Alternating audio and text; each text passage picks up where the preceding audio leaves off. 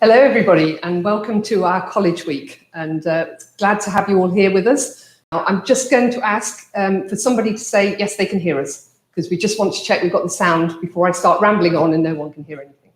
So if you can give Claire the yes, okay, that'd be great.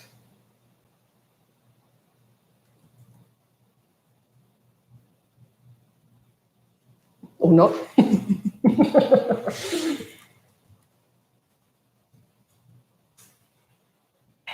Yes, brilliant, great. The first session we did today wasn't quite so good. Okay, so my name's Julie Sharp and I'm head of the Chocolate Academy in Banbury. And so today, for the next 2 hours, I'm going to be taking you through some of the stuff that's on your level 2 curriculum. So hopefully you're going to find this useful. I also have Claire with me, who's going to run over here and just say hello. So Claire is on the chat box and on all the cameras. I'm going to get out of the way. COVID and all that lot. So that's who you're talking to on the chat box. So that's Claire. So if you have any questions throughout this, please let us know. This is your opportunity to ask questions and find out different things. Now, today I'm just going to be covering some of the level 2 techniques. But for the rest of the week, we have got other live streams. I'm not sure whether you've seen them all. And tomorrow we have got a level 3 techniques one that we're doing. So if you're wanting to know about the cocoa butter colours and lots of different patterns and techniques, we're actually covering that one tomorrow. So you need to tune in for that. And also, if you go onto the Chocolate Academy website, we have lots of live streams down there that we've already done. So we started doing some before Christmas and we covered like vegan desserts, vegan patisseries. We did chocolate baubles, which is all the colouring techniques as well.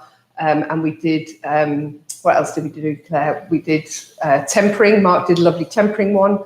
And also he did one for Valentine's, which again had lots of different cocoa butter techniques in there. So there's lots of information already out there for you. So great. So what we're going to start with today is we're going to start with tempering.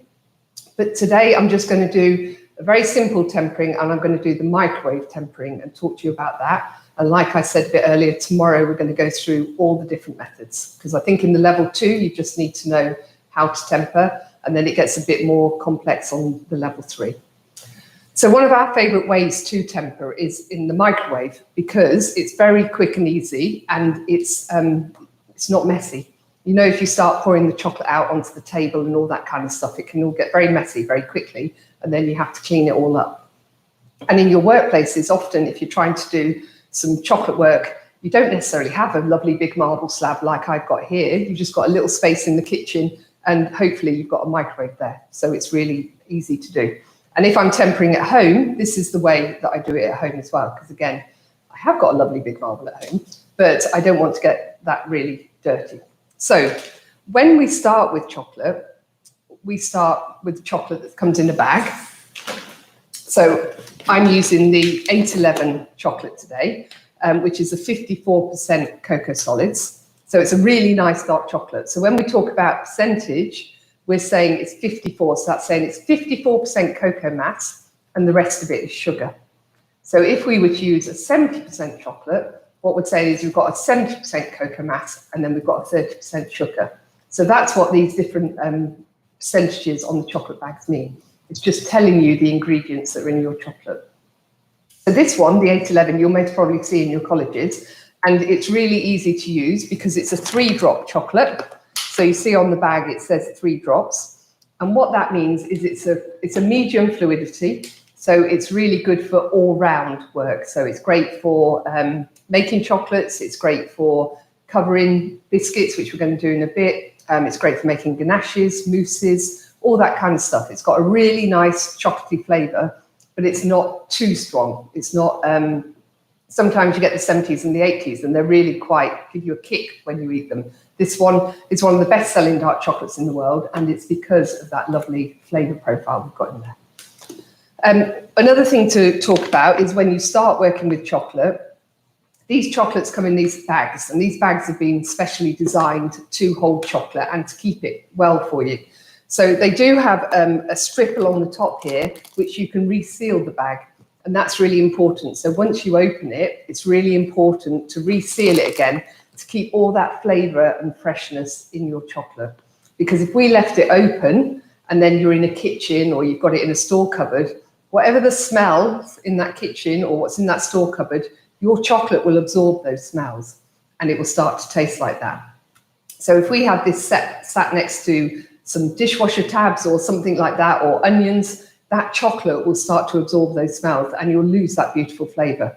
So these bags are really well designed to keep it nice and fresh. If you decant them into another container, that's great, but again, you need to have a lid on that container that seals really well. And it's better not to be a clear container. Sometimes you get the plastic containers which are, they're white, you can't see through them. That's better because the light can't get into the chocolate. Because if we had white chocolate, what happens is when you get white chocolate, it's actually quite yellow. But over time, if it gets exposed to light, it goes really white. It loses the yellowness. And what's happening there is the cocoa butter is oxidizing. So therefore, we can see the different colour, and also you get a different taste. Claire's just got some for me here. Very good, Claire. Thank you. So if I put these down on the table, you can see that, can't you, instantly? This one is a lot whiter than this one. If I go on the overhead camera, you might see it even better. Yeah, wow. So this one, we just had it out in this clear pot, and you can see the stuff on the top is oxidized and the bits under the bottom is actually all right. So that's why when you buy your white chocolate, you often find it in a sealed packet or in cardboard boxes where the light can't get to it. So that's it shouldn't be like this, but it's a really good example of what it is. So that would happen to your chocolate within a day. Like if you left your chocolate open in those clear plastics and you got the fluorescent lights, it would actually start to change. And the flavour really changes then as well. So it's much better to keep it sealed in the bag like it should be. These bags as well, they tell us lots of different things on there. So we've said about the percentages, we've got the name. We've also got on the back here, there's a QR code. So if you took your camera and placed it over the QR code, this is going to take you to a map. And on that map, it tells you where this bag of chocolate came from. Because what we're finding is nowadays, people are much more interested in where their food came from. What part of, we talk about West African beans, but what part of West Africa did the beans come from? And we've done loads of work in the Ivory Coast, and we've actually started to map all the different areas in the Ivory Coast and the farms. So now we can take it all the way back to the cooperative, which has been a huge piece of work, but it's really exciting. So you can go on there and you can actually see there's 3 different types of beans in here and where they came from, the different cooperatives. And also it will take you onto our Cocoa Horizons website, where there's lots of interesting stories about the sustainability and how we work with the farmers on the grounds. So again, lots of information there if you want it. And then this bit here is about how we work with the farmers. And then there's a bit on here about our process as well. And then if you look on here, the labels, since we've changed the new packaging, it's now got vegan on there. So any of our dark chocolate is vegan. So you can use it for vegan desserts, but vegan doesn't mean it's dairy-free, because this chocolate is still made in a factory that has dairy products in it. So there might be minute traces of dairy. So it's not an allergen thing. It's not saying we're dairy-free. It's just saying that we are vegan, because we've done everything possible to not cross-contaminate this chocolate. But really exciting news, and not many people know this yet, but Callebaut this year is bringing out a dairy-free chocolate. So for any of those people that when they leave college, they're looking to go into the dietary side or anything like that, we are going to have a totally dairy-free chocolate, and also a new vegan milk chocolate. So we're really excited about that, because again, there's not much range on the market when it comes to the different kinds of vegan chocolates, but all our dark chocolates are. So that's really quite good. So that's our packets of chocolate. And then when we get the chocolate out of the bag, it has been what we call tempered. We've had to temper the chocolate so that it's deposited on the line, and when it comes off the line, it goes nice and hard, and we can get it into the bags. So we already have tempered chocolate. So if we don't untemper the chocolate, we can use the chocolate. So what do we do to untemper it? There's a crystal in there called a beta-5 crystal. And if that crystal goes above 35 degrees, it melts. And that's when we lose the structure in the chocolate. So when we're using the microwave method, what we're trying to do is not destroy that crystal because it's already in there. So as long as we just do short, sharp bursts in the microwave, 20 seconds, give it a stir, another 20 seconds, give it a stir, and we can melt that chocolate, but we don't overheat it. So I'm going to put it in there and start doing that while I talk about the rest of the tempering. Here, Claire, typing away there. I've got a question for you, Julie. Okay. So, what's the change in flavour profile when it becomes oxidised? So, like you've shown us the cocoa butter there. Yeah. How would it taste different when it's oxidised? I don't know whether you've ever got butter, you know, when it starts to go a bit rancid and you start to get that rancid flavour, or when you eat nuts, you know, like hazelnuts, when the hazelnuts are old and you get that rancid, fatty flavour. It's that kind of thing.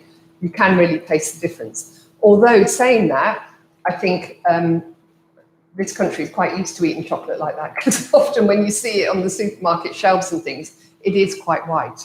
But you can see that cocoa butter is actually yellow, so that is why the chocolate isn't a really white, it's a more yellowy, creamy white. Right, I've just given this chocolate its first minute in the microwave on full power. So we're not doing half power or anything like that, we're doing it on full power, but we're doing it for short amounts of time. So I'm going to put it on for another minute. I did think of something else when I was talking about the supermarket. But you do, you know, like the storage of chocolate is really important because it can go off if we don't look after it properly. But we wouldn't, if we got a white cocoa butter, there are some parts in the world that do give us a more white cocoa butter. So Malaysia is known for giving a whiter cocoa butter. West Africa is known for giving a more yellow cocoa butter. So by saying that all white chocolate should be a yellowy colour is not necessarily true. It depends where the cocoa butter comes from. But for all of ours, our cocoa butter is West African, so we get that more yellowy colour coming through. So I've just given it another 30 seconds, and can you see now it's starting to look a bit softer. You know, like if we picked it up, we can see that they are beginning to squash. So the heat is beginning to go through them. So if we go on to a slide, Claire, the first one. Yeah. So why do we temper chocolate? We temper chocolate because we want it to have 5 different attributes. We want it to shrink out of the molds. We want it to be touch resistant. So, you know, when we pick it up, it doesn't just melt in our hands. We want it to have that hardness and snap that you get when you get that beautiful chocolate bar. And the first thing you do is you snap it to see what it sounds like. And we want that gloss. You know, if you look on Instagram at the moment, every chocolate that you get is super glossy. And that's, as chocolatiers and pastry chefs, that's what we're looking for. We want that really lovely high shine on the chocolates. And also, we want to stop it blooming. Because what you can get, and I'm sure you've all seen it, is when you heat chocolate up and you turn it out of a bowl and you've not tempered it, you get those white swirls that are coming on the top of your chocolate. And that's just the cocoa butters that are resetting at different temperatures. They're not in a crystalline form. The next one.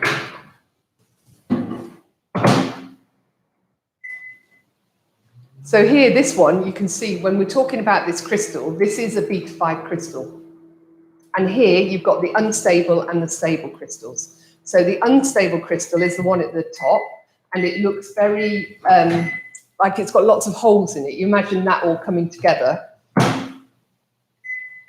and it would leave gaps where those gaps are there. The one underneath me, I'm on top of the shop. So the crystal there at the bottom, you can see it's got lots of spikes on it. And when that links together, you can see that that's going to make a really tight link. And so that one is when we have the tempered chocolate. And you can see also those shards. That's what gives us the light reflection. And also it gives us the shrinkage. because you can see that they could really knit well together, those crystals. Right, just come back onto the camera. So you can see now this chocolate has gone quite thick, but it is starting to melt. So now I have to do like 20-second blasts with it now, because what I don't want to do is leave it in there for a minute, because it might all be melted by the time the minute's up. So I've got 33 seconds on there actually. So that's the crystals, so that's a different kind of crystals. The beta 5, that's the one that we need. And then the next slide. It's a crystallization curve. So here, you know, whenever you see a bag of chocolate, it always has the curve on the side of the bag of chocolate. And that's saying that normally, if you had some chocolate, you would heat it up to 45, you would cool it down to 28, and you would bring it back up to its working temperature, depending on the chocolate. So for dark chocolate, 31, 32. But you see at the side of there, we've got the different temperatures, but we've also got some Greek letters. So we have the gamma, the alpha, the beta 5, the beta prime, the beta 5, and beta 6. We want the beta 5, the V-shaped one. So you can see there, about 31, 32, we have got the beta 5 crystal. So that's what we're looking for. We don't want those ones below, because they give us different blooming effects. So that's what's happening when we're doing the tempering. And depending on the method of tempering you use will depend on whether you're adding crystals in or whether you're not destroying the crystals. So in this microwave tempering, we're not destroying the crystal. So we've got the beta 5 and we're not going to kill it. Just give it another blast. And so if I was doing it on the table, you know, if I was doing the tabling method, I would warm my chocolate to 45, and then I would pour it out onto the table, and I would give it lots of movement. And so what that's doing, it's cooling all the chocolate down, and it's creating all of those crystals on the side there. But we don't want all of those crystals. So whenever we do the tabling method, we always pour 2/3 of the chocolate out onto the table, and we leave 1/3 in the tank. So when the ones on the table have cooled down, we then take it off the table and put it back into the tank with the warm chocolate, and we mix the two together. And what happens there is we warm it up slightly so that we're just left with the beta 5 crystal. So it's all about this beta 5 crystal and how it's going. So if we can just have a look again there. So now look, that was another 30 seconds, and I'm nearly there, aren't I? I've got some lumps left in there, but I need to squash those lumps. And then, if anything, whenever we're working with chocolate, we either have a hairdryer or a heat gun of some kind, because I don't necessarily want to go back into the microwave now. I want to just give that a little bit more heat, and it's going to be ready to go. So I'm going to do it with the heat gun. So I'm just going to add a little bit of heat.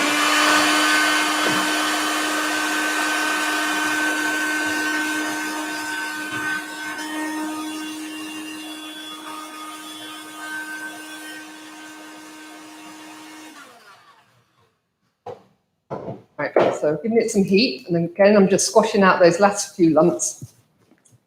And then I need to check, because I've done all of this without a thermometer, haven't I?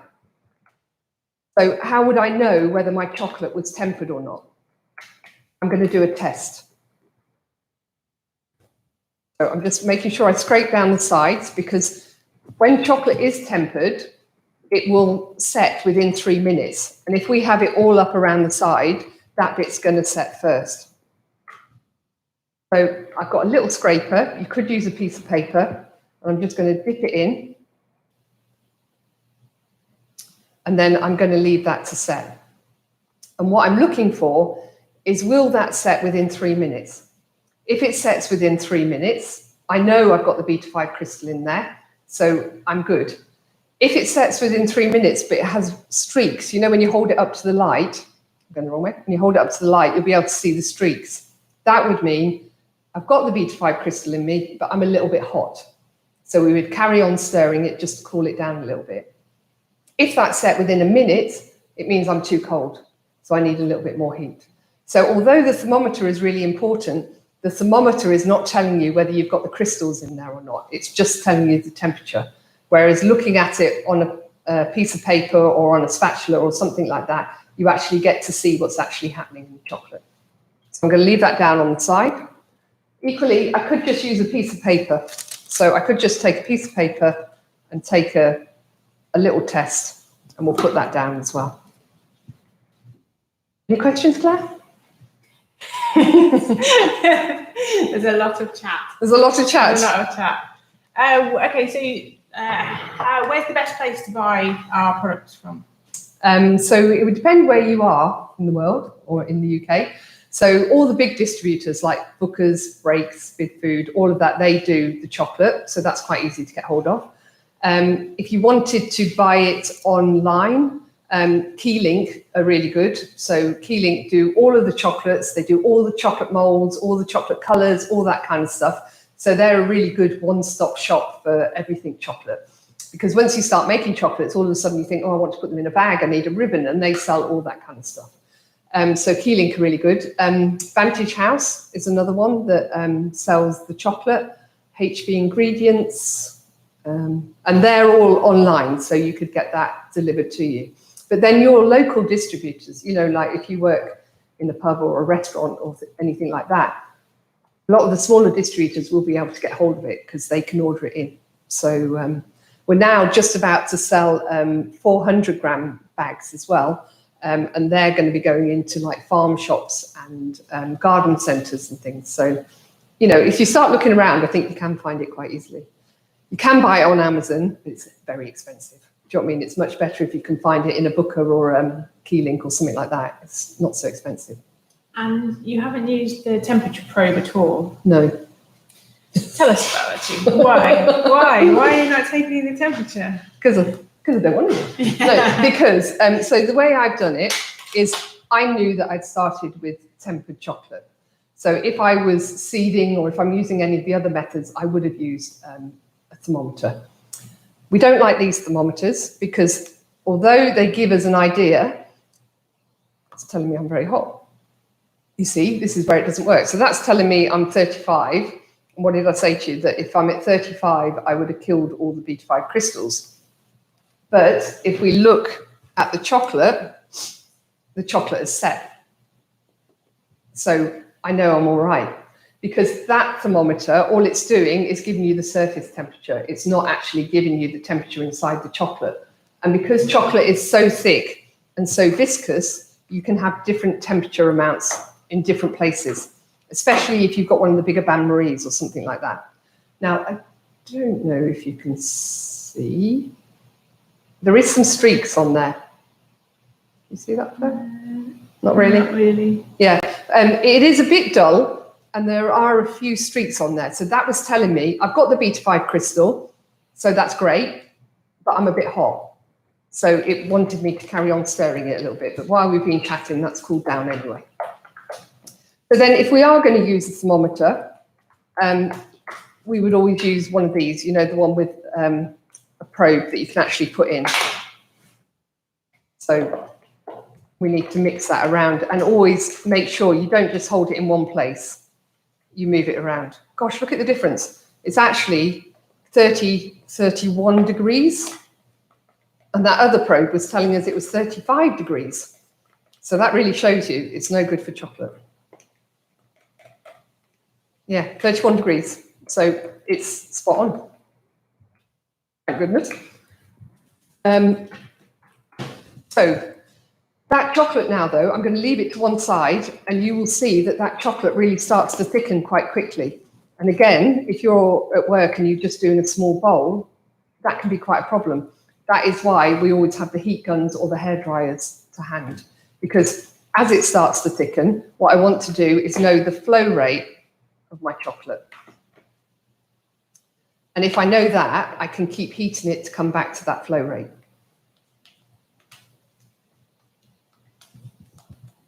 Okay, so that's tempered. I'll put it to one side and I'll bring it back in a minute. So again, when we're looking at these, like the discs, the different ones that we've done,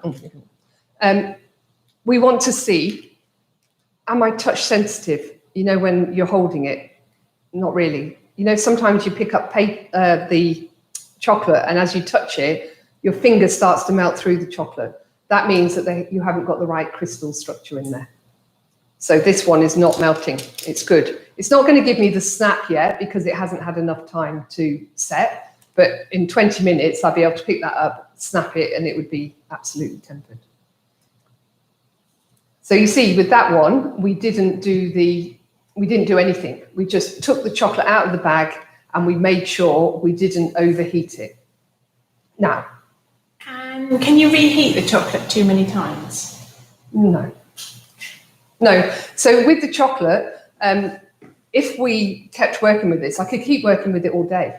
Do you know what I mean? So I could keep warming it and make sure that I got to the right flow rate. But what would happen is this chocolate, after an hour or so, the crystals in there, they would have started to make more crystals. And what happens is, even though it's at 31, 32, and it's the right temperature, it would have been a bit thick.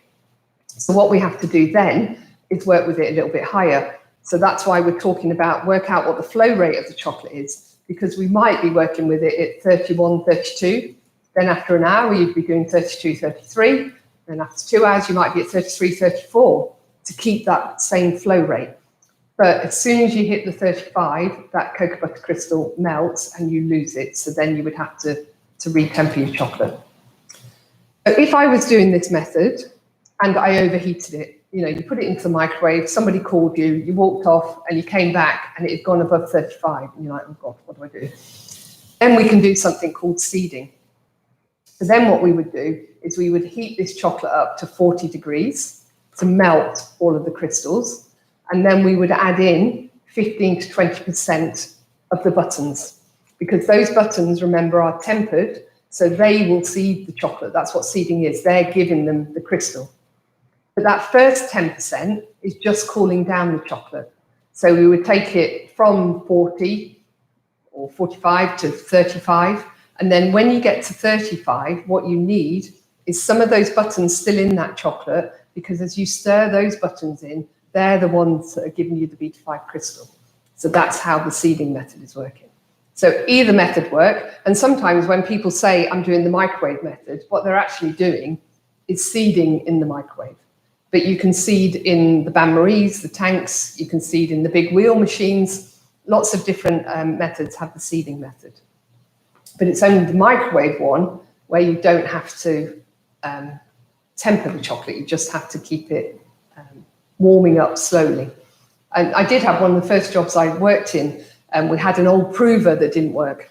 And at the time, believe it or not, there was no buttons, it was just blocks. And so we used to spend hours chopping up these blocks and getting big marks across your hand. But the pastry chef said, put it in the prover in gastronome trays, and we wrapped it up and we left it in there, and we used to rotate them round. And I didn't know what he was doing, but obviously the prover was on about 33, 34. So what he was doing is he was really slowly melting that chocolate, and then we would give it a stir to, you know, all the stuff that had melted around the edge, we would stir it. So we were never untempering the chocolate. But then when I went to my next job and they said, oh, can you temper chocolate? I'm like, oh yeah, no problem. And I melted the chocolate, and of course it didn't work. But no one had told me what was actually happening in the chocolate so that I could do it. But I've since learned, so that's good. Now, Claire, if you go on the overhead again, while we've been chatting, look, can you see how that has really started to go thicken, because it's, you know, 3 minutes and it's started to thicken up. So I need to take the heat gun again and just give it a meltdown. But don't overheat it, because you can overheat it with the heat guns as well. So I'm going on the edge of the bowl, really, just to melt down the stuff that's set first. And then I'm going to give it a mix. It's better to do a little bit of heat, give it a mix so you can assess, and then do a little bit more heat. Because there's nothing worse than, you know, taking it too high with the heat gun. So it's still a bit thick.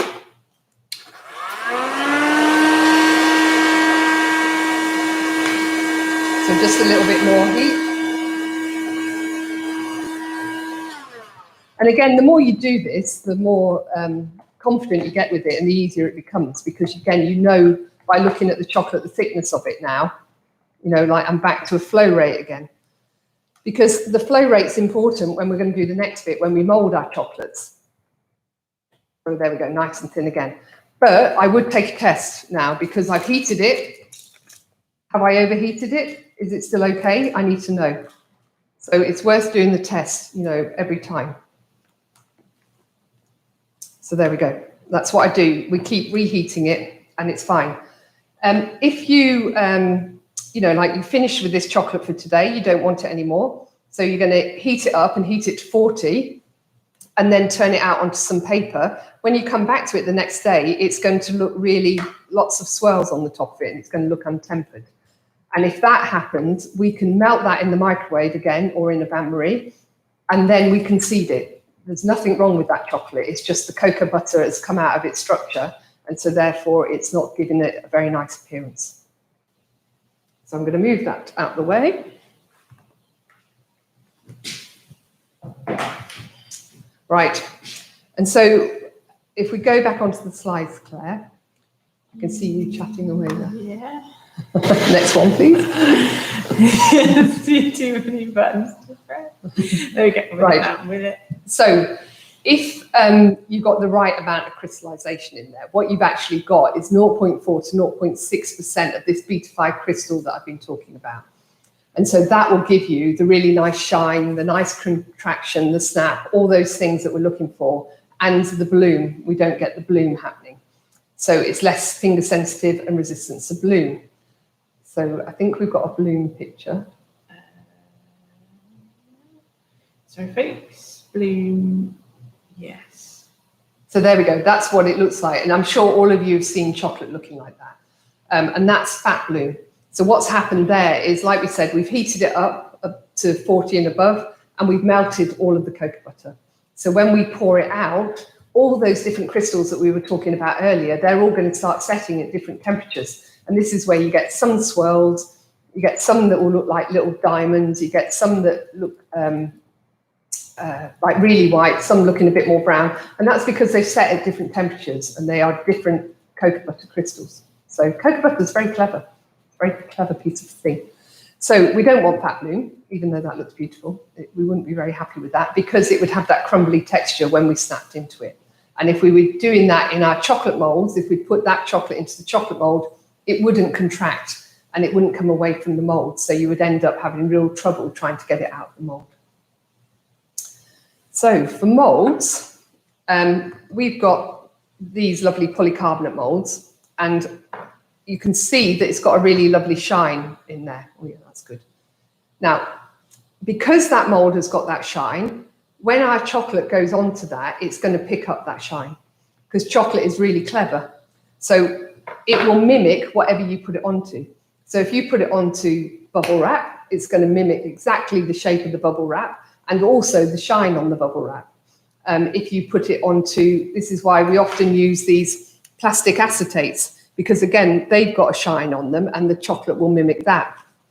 If we did it onto greaseproof paper, like the ones that I did earlier, when you see the back of that, it looks really dull. And that's because it's taken the shine off the greaseproof paper. So you really have to think about it. If you want a really shiny chocolate, you have to have a really shiny mold. Now, you can use the polycarbonate, not the polycarbonate, the silicone molds, but the silicone molds will never give you the high shine that the polycarbonate molds do. Now, these molds, I think they cost about £12 to £15 each, but they're a really good investment because you can have these for years. We've got some in the cupboards here that have been here since the Academy opened, so like 15, 16 years, and we're still looking after them and we're still using them. So you do have to look after them. You must never put a knife in there, never, try to get chocolate out with a pointed thing, because if you do, you will scratch it. And then every time you use that mold, you will see that scratch on that mold. When you come to clean them, we put them into fairy liquid. So we wash them in a warm fairy liquid with a cloth. And we make sure we go into each of the holes and just get rid of any cocoa butter and everything in there. We give that a rinse. And then we put it through the dishwasher on a short cycle. So our dishwasher does about 2 or 3 minutes. So we just get a really high heat to get rid of any fat that's on the mold. And then when you dry them, that's really important as well. We use a compressor gun and we spray into each mold so that all the water goes out, so that there's no watermarks on there. Because there's nothing worse, again, than you look at the mold and you think, oh, that looks okay. But actually, later on, when you come to turn them out, you can see where there's watermarks. So we do that. If you haven't got that, you let it dry, and then you use a microfiber cloth, just to, a glass microfiber cloth, just to give them all a really good polish up. Now, some of the people that you see on Instagram, if you don't follow her, there's a lady called Melissa Koppel, and she's really famous for her really high shine chocolates. And she always uses molds that are quite new, so you get that lovely shine on them. But also she cleans each mold out with alcohol, really high percentage alcohol, so that she gets rid of any fat that was left in there, and the molds are totally clean. So before you even start doing any of the fancy patterns or anything like that, you have to make sure that your molds are really nice and clean and ready to use. So if you've got these, if you're at college and somebody gives them to you, it's worth taking them and giving them the clean yourself so that you know that everything's fine. So again, if we fill that now and our chocolate is tempered well, when we turn it out, we will have a lovely shiny dark chocolate, milk chocolate, whatever. If we want to decorate the molds, we could decorate with different coloured chocolates. So we could go in, put a glove on our thumb, and then go in and put a white chocolate down, or put a milk chocolate down. You could have a trio of different colours on there. Or we could use shimmers. So we could use different shimmers that we brush into there first. But we're going to go through that tomorrow. So today we're just going to look at filling the molds. So this mold, we've been in here, and it's quite cold in here today, actually. Everything's setting really fast for us. So I think it's about 20 degrees in here. So your mold, you would like it at about 22 to 23 degrees. So I'm just going to give it a quick warm.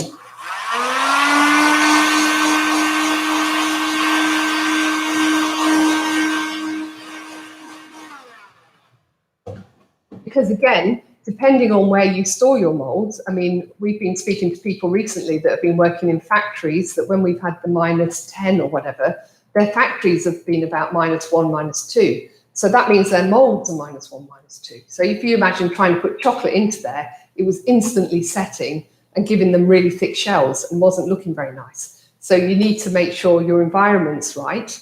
So we like 21 for the environment. And then our molds, like I say, just a little bit warmer, about 22, 23. So that when we're putting the chocolate in, we're not going to shock the chocolate.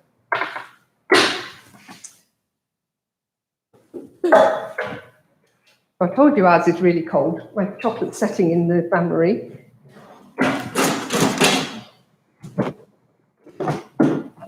So if I bring the chocolate out, even though this was in the bain-marie, set at 31 to keep it nice, you can see that it's gone a bit thick. So I'm just going to give it a bit of a stir, and then I might give it a bit of heat as well.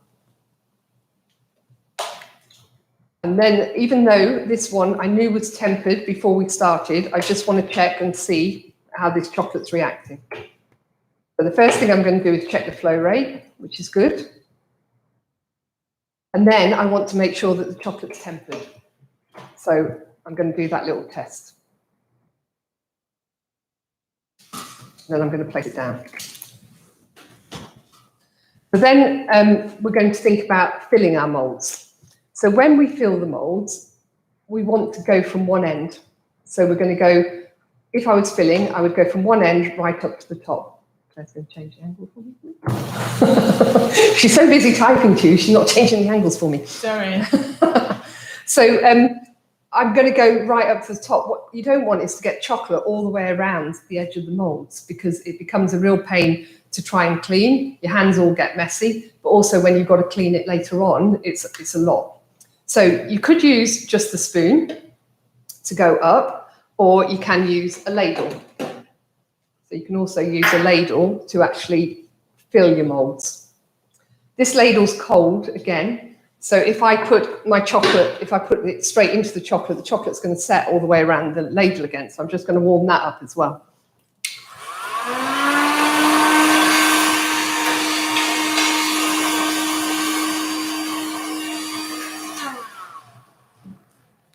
Right. So we're going to take it over the bain-marie, and we're going to go up to the top, and we're just going to go along and fill up our molds. Don't worry about having excess on there. There's too much on there, but what I do want to do is make sure that the holes are filled as I go down. So just give that one a bit more. Give it a bit of a shake, then go back again and fill some more. So look, I've got too much chocolate on there. What I'm going to do is just give it a tap. And then what I want to do is scrape off the excess chocolate. Make sure that all the holes have been filled. And then give it a good scrape. And then clean down the edges. Okay. And then what we want to do is we want to tap this chocolate. So if we go on to the overhead, Claire. I don't know whether you can see it. I've got some bubbles there. But what I don't want is bubbles underneath. So I'm going to turn the scraper around and use the plastic edge and just give it a tap.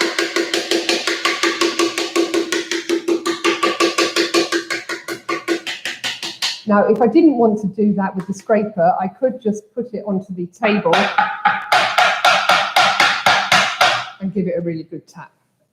And then what I'm going to do now is turn it over and tap again. And this is when all the chocolate comes out, because we only want a fine shell. So I'm just going to turn it over and then tap.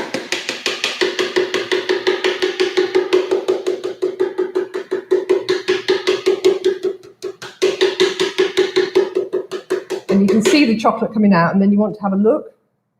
Give a scrape across the bottom. Actually, I could do some more.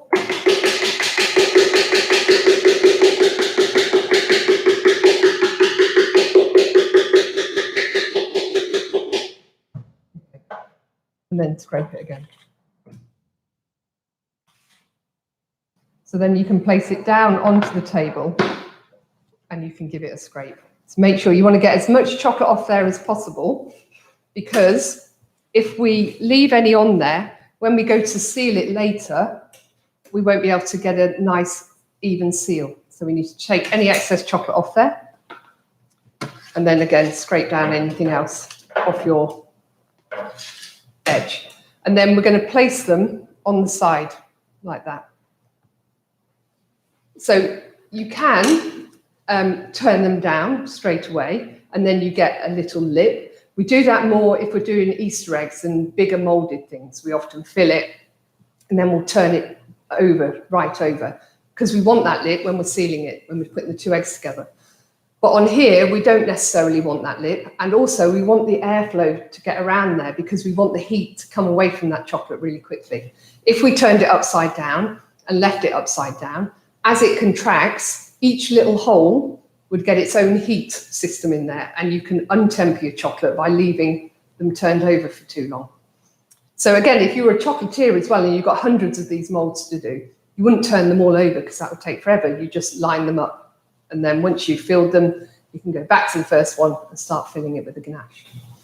So that's the filling of our molds. The other thing to think about with the molds is, do they have patterns in them? Because if they do have patterns in them, then you might need to pre-brush the mold, because if they've got very intricate details, when you fill that chocolate, even though you tap it, it doesn't go all the way down into the mold. So if you've got some lovely cocoa pods or flowers or leaves, it's much better to give that with the brush first, so that you can make sure you get right into there before you then fill it with your chocolate. And that, what we've just done there, would be the same if we were doing chocolate bars, if we were doing lollipops into circles, whatever, it's the same process. Make sure your chocolate's tempered, get a good flow rate, fill your molds, give it a tap, and then turn it over and tap it out. Now, you do see people turning it over and just tapping it out onto paper. But if you do that, as soon as that hits the marble or hits the tray or whatever, it's setting because it's tempered chocolate. So then you're going to have to take that chocolate off and you're going to have to reheat it and do the tempering process again. Whereas if you go back into a bain-marie, it's much easier. So that's that. So we can see that it's already setting. but I have one that's finished, so I'm going to do a blue Peter.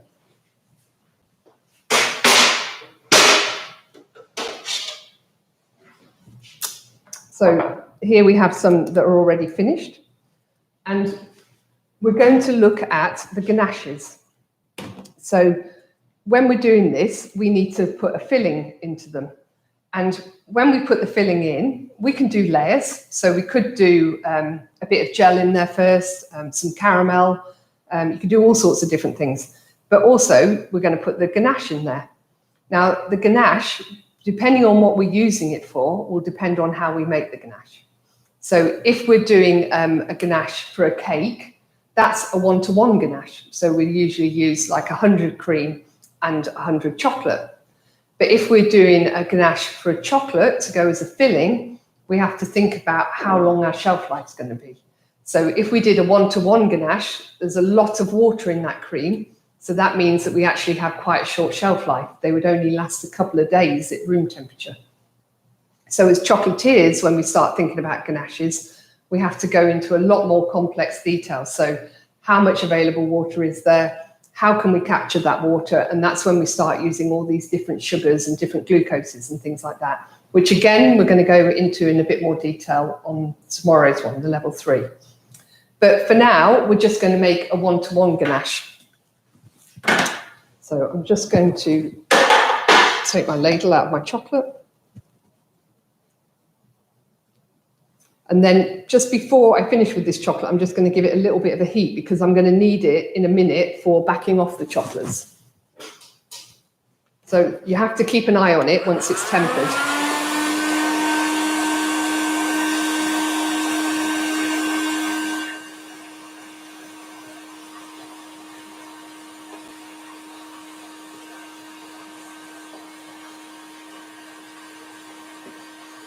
Okay, so that's giving it a bit more warm, but remember it will carry on thickening.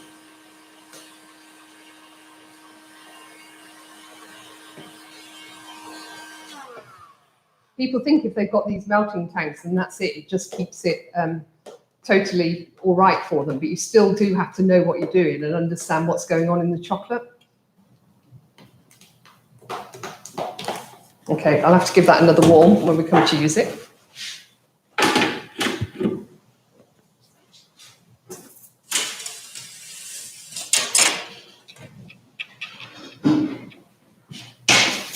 So I've got one that I'm going to do in the microwave. And we made this one, Claire, didn't we? That's nice. Okay, can't find it. So this one is a 1-to-1. So we're going to do the cream and the chocolate. And because I haven't got the induction stove on here as well, I'm going to put this one in the microwave. So it's going to go in there and I'm going to put it in for a minute. And all I want to do is warm them both up so that I can mix them together. And then that ganache, the 1-to-1 ganache, is really good for your biscuits, for gâteaux, hot chocolates, all sorts of different things like that. So we're just going to warm it up a bit.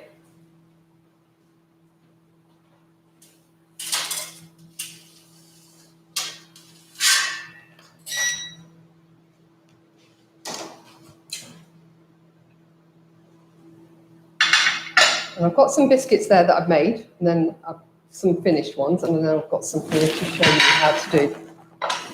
So with this one, you will get all the recipes on the links underneath the YouTube,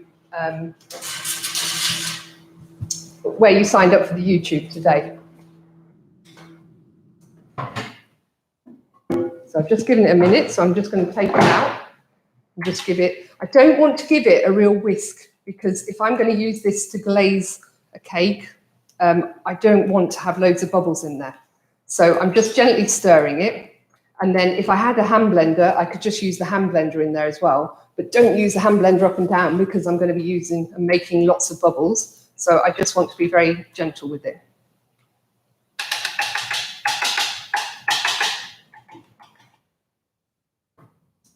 Over here. So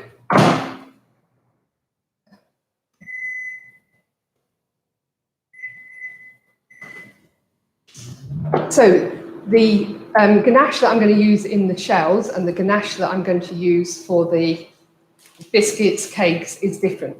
So this one is just one-to-one. And once we've made it, we need to let it set up a little bit, because obviously we want to use it for piping for the biscuits. So for this one, I've made these little sablé biscuits earlier on, and it's just a sablé, and we're just going to pipe a rosette of ganache around it. I'm just going to pipe lots, this is quite hard, around the edge. And then I'm going to fill it with a caramel in the middle to make it really nice.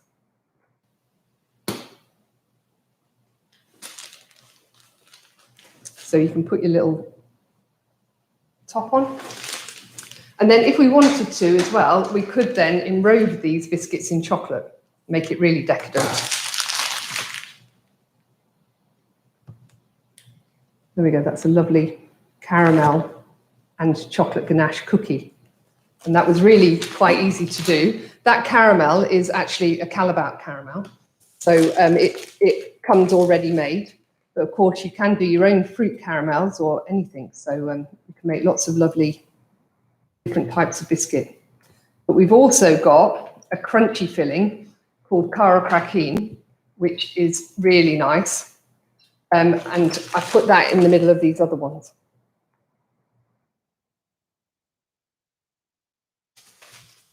So there we go. And then you can also decorate them up. So I've just got some little crisp pearls here. And I'm just going to, they're salted caramel crisp pearls. I'm just going to put some of those on top.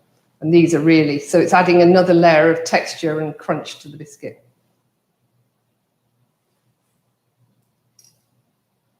So they're very simple to do, and they do run away.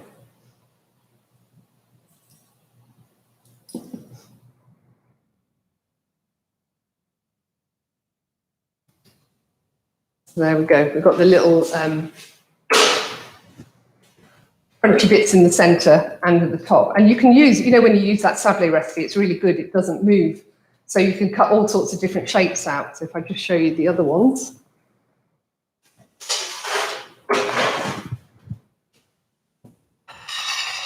So these ones, if you, yeah. So here we've got the Cara Craquin. So this is like a biscuit crunch, so a caramel biscuit crunch. And then we've got the nice heart shapes with the ganache in. Again, different ones with the salted caramel crisp pearls on there. So from that recipe, you can make all sorts of different chocolate biscuits, which is really good. You could even put buttercreams and things in there, but we think the ganache is really nice because it gives it a really nice texture. Okay, so I'm going to look at my ganache that's in the microwave.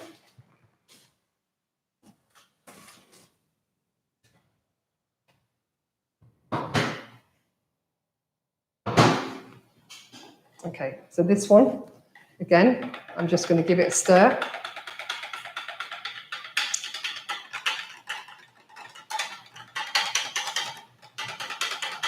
And it comes together. So just like this, you know, like ganache, really that's chocolate sauce. So if you wanted to make some profiteroles or anything like that, and you wanted a nice chocolate sauce to go over it, the one-to-one makes a beautiful chocolate sauce.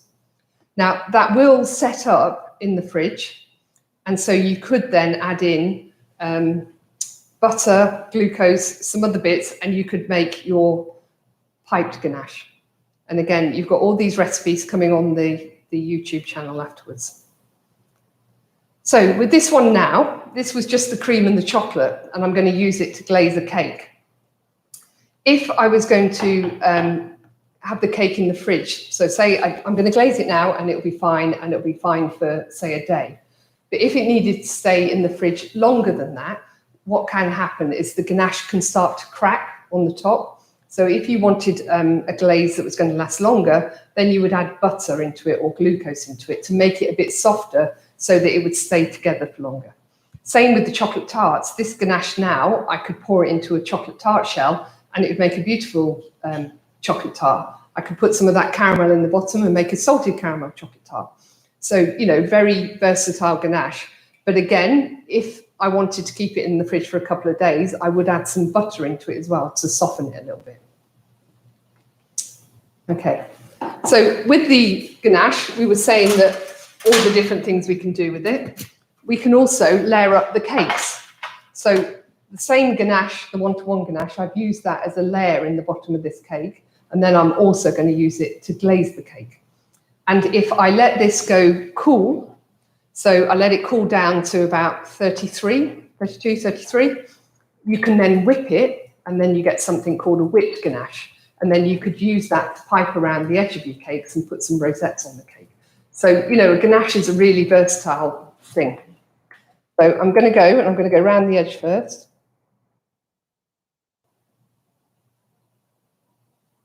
And then just do the middle. You've got to tell me if I've missed a bit. Thank you. Have I missed any more? I don't think so. No? Okay. Yeah, so give it a bit of a tap.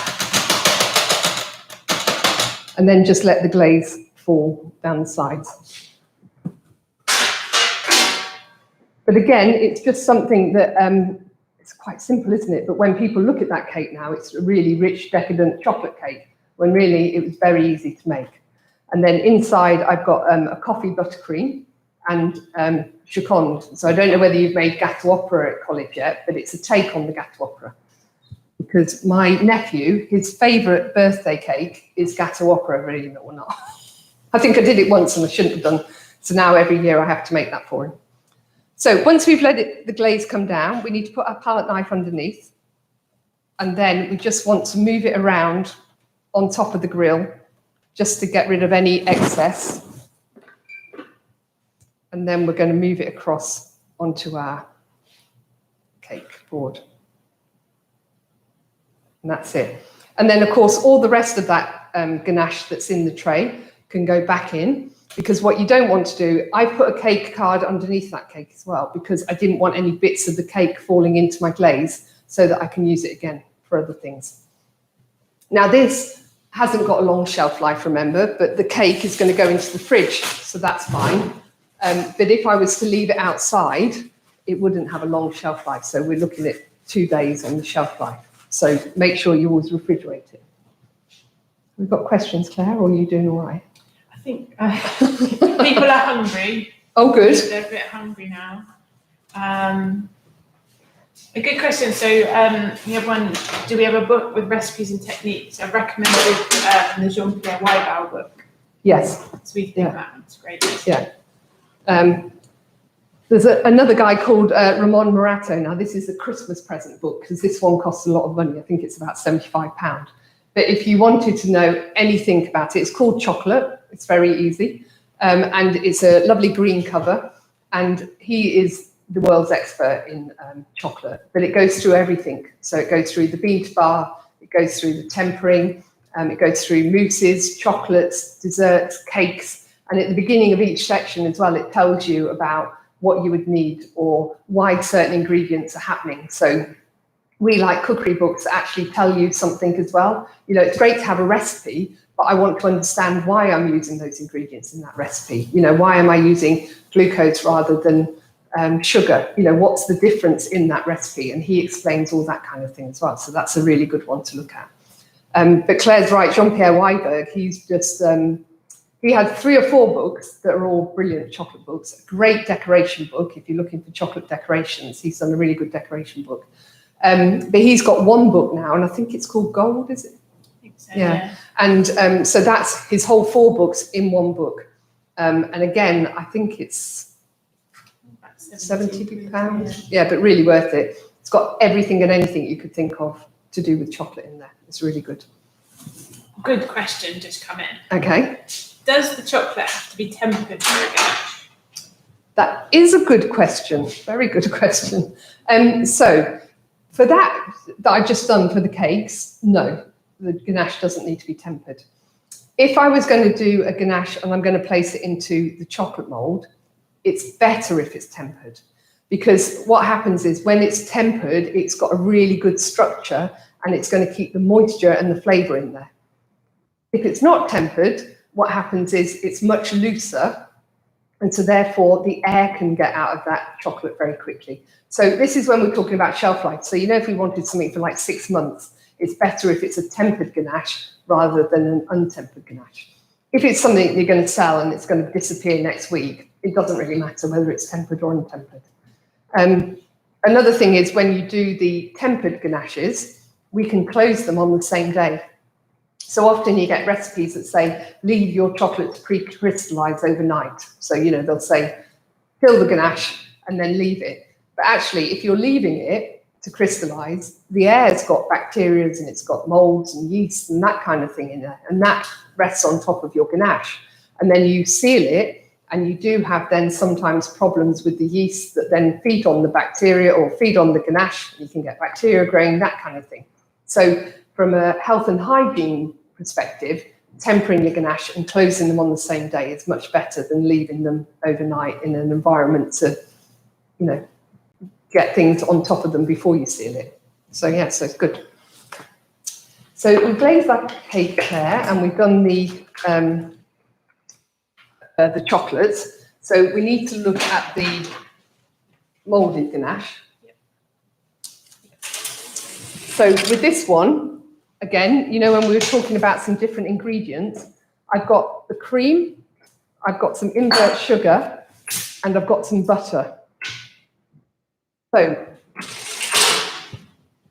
if we were going to do an untempered ganache, all that I would do is I would boil the cream, the butter, heat up the chocolate and mix everything together. I wouldn't really worry about it. If we're going to do a tempered ganache, I need the cream and the chocolate to be at the same temperatures and below 35 degrees.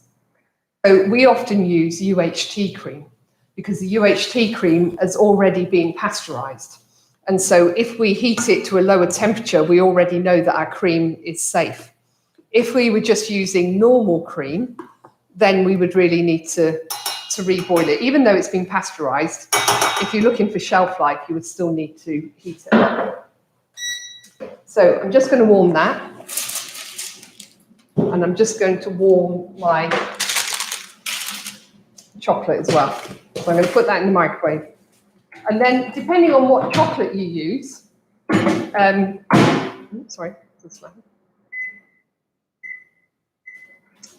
on what chocolate you use will depend on how much chocolate you need in the recipe. Because white chocolate and milk chocolate have a softer setting point. So sometimes we would need more white chocolate or more milk chocolate in the recipe to get a ganache that's going to give you that lovely bite. And again, today we're just doing, we're looking at the moulded chocolate here, but then we're going to do some dipped chocolates, and the ganache for the dipped chocolate would have more chocolate in it because we need it to be harder. So again, you need to think about what you're using it for. So that's my cream. I don't really want to put it on the marble, but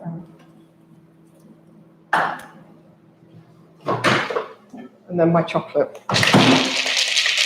So this cream's quite hot because I brought it to the boil because this one wasn't UHT. And my chocolate's just starting to melt. So if I pour this cream over my chocolate, and I mix them together, the heat from that cream will melt the chocolate, but it will also cool down my ganache.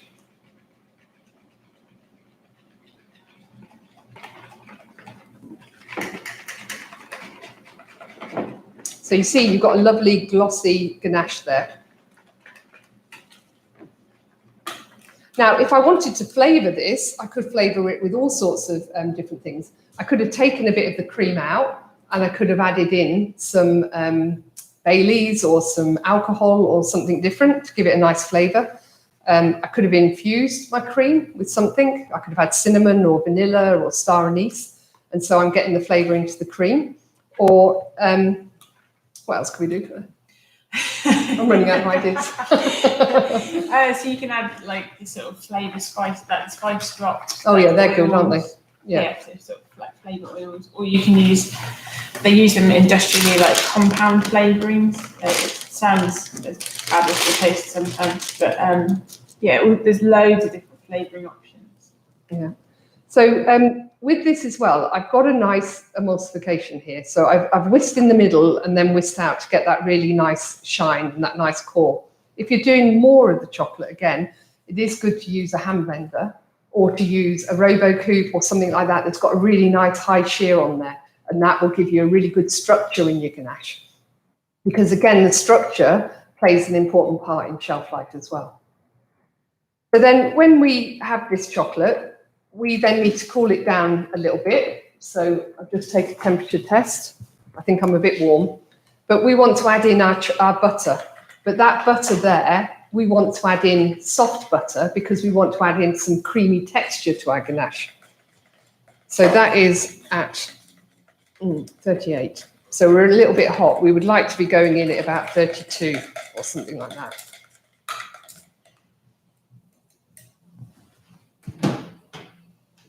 So Julie, with the cream, what's the difference between using like double cream, whipping cream, single cream, and what would you say is best?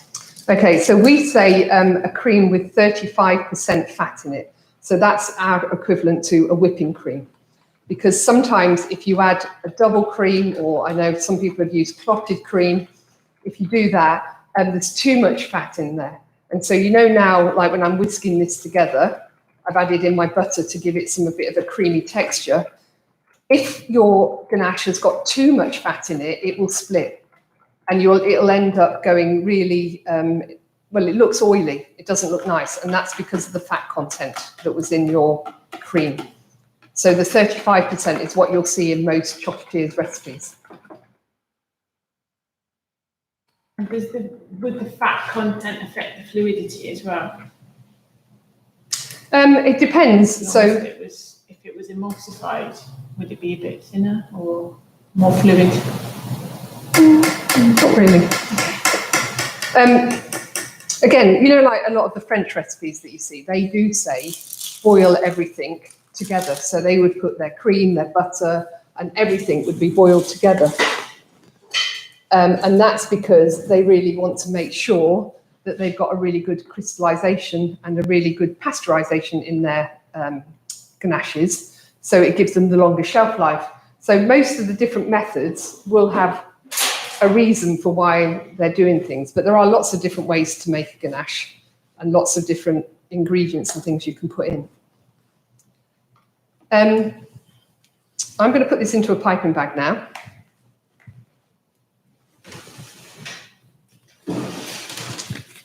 And then you've got to judge how hot is your ganache. If it was too hot, you can't pipe it into those shells. So you need to cool it down. Because remember, those shells, if you take them above 31 or 32, you're going to start softening that chocolate, and then you're going to start tempering it. So if your ganache was a little bit hot, you can put it into the piping bag and then just give it a bit of movement on top of the table or the marble to give you, to cool it down.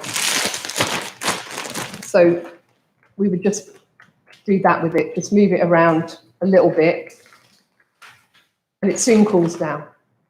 Because you don't want it too cold, because you want it to flow quite nicely into the shells. Okay, so press it down, give it a good twist, and then we're going to cut off the end. Watch where that end goes, because when you cut, it can quite easily fall into one of your shells, and you don't want that. Move away.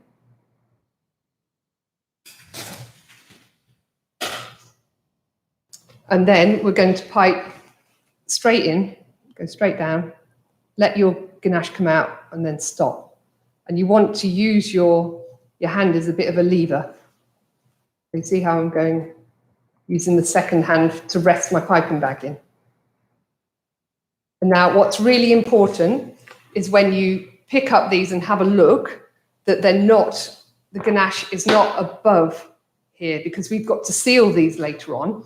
And if there's not a gap, if there's not any space, then we can't seal it. And what you also don't want to do is do this. You know what I mean? make it look like a real mess. And you can see I've gone over the sides. What happens again there is when I try to seal that, I'm not going to get a very good seal on it, so the shelf life is going to be really short.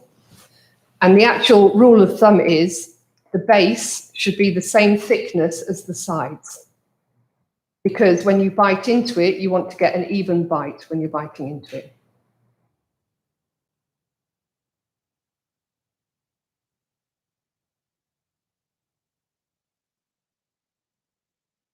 So you can see piping, it's quite easy to pipe it in. And then we need to let that set. If this was a tempered ganache, it's going to set quite quickly.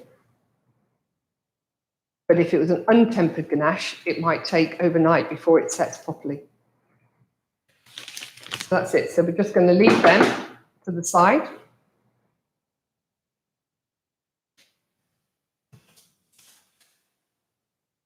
And then we're going to bring some out to back off.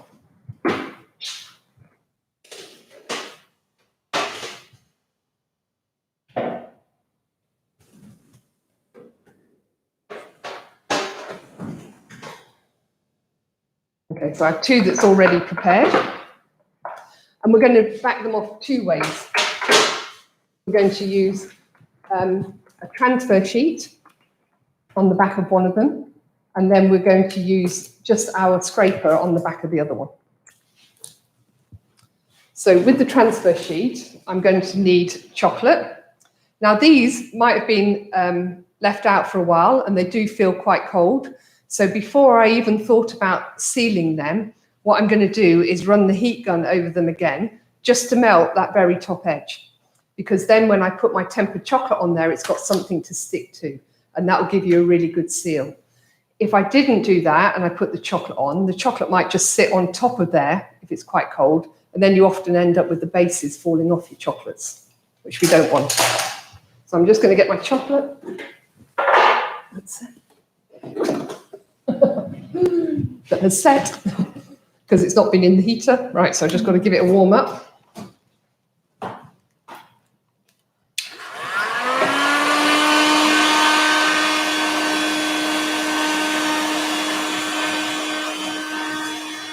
So you see how quickly that can set as well. That was because it was the tempered, and we've just taken it off the heat. We took it out the mold, so it's set up a bit.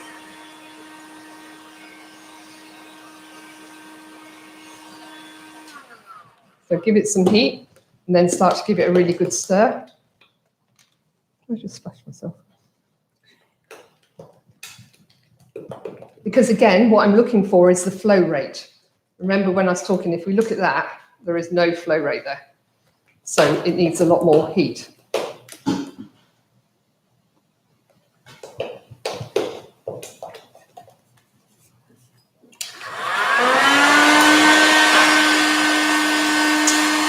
So you can see how important the heat guns are. If you didn't have that, you would be in real trouble, because you'd have to heat up or turn the actual tank up, and that takes a lot longer to come back.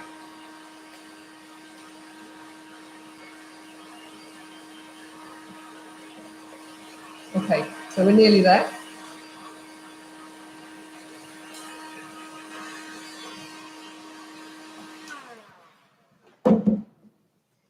Okay, so give it a good mix again, because some of it on the top will be overheated, and I need to mix that in with the stuff underneath. And then, of course, what would I do? I need to take a test before I believe that it's okay.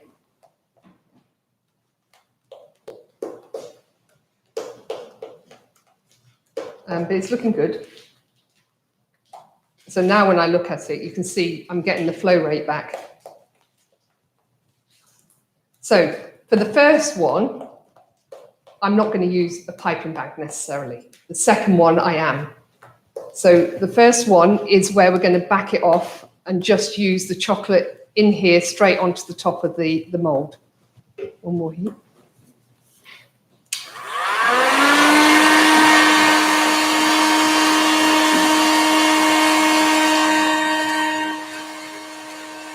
Here's a big question. Yeah.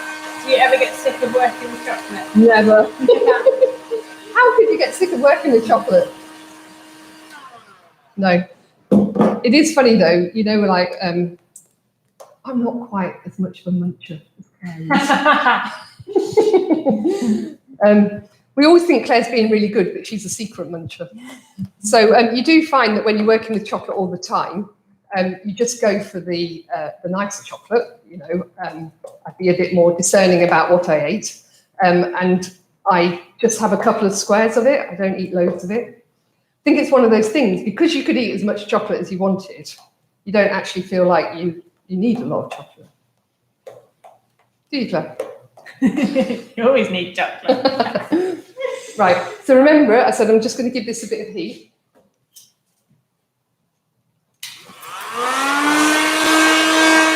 So I'm just heating that top edge.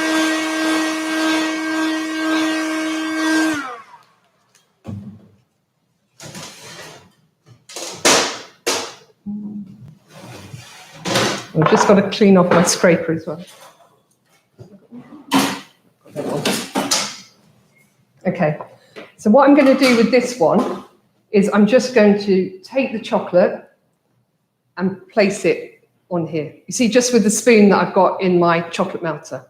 And then again, I'm going to make sure that I cover all of the chocolates. You can do it in a piping bag, but what you find is if you're doing hundreds of these trays, you end up using about 20 or 30 piping bags, and that's not very good.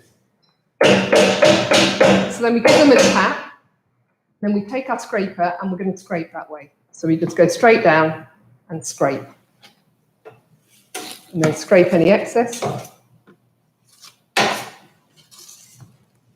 Right, so you see there, I've not scraped very well, so I'm just going to do it once more. And then if you've got any holes, like that one's got a little hole. Where are we? There, you see that one's got a little hole. So if I turn it round the other way and you just go back again, that should fill up any holes that you get in your chocolate. And then we just need to leave that to set. Now, if we want to do it the other way, what we need is the piping bag. And then we're going to fill the piping bag, and then we're just going to pipe over the top 3 rows. Again, I'm just going to give it a bit of heat.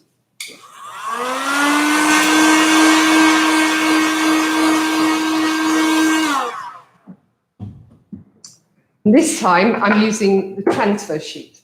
Now, it doesn't have to be a transfer sheet. It could just be plastic. It just could be, you know, like the normal shiny plastic. But what you're going to do is when you scrape this onto the back of the mould, it's going to stick to the base. So then you're going to get that nice pattern on the base of your mould. Just fill up my bag.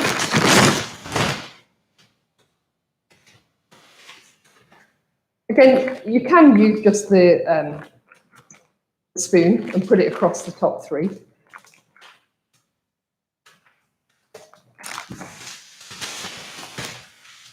I don't know whether you've all seen this being done on Instagram. I see it a lot.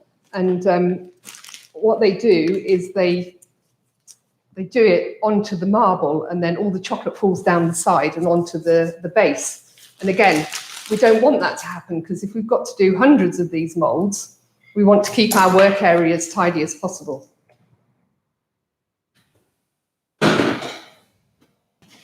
She says, putting the thing away. Right, so I'm just going to pipe over the top 3 like that.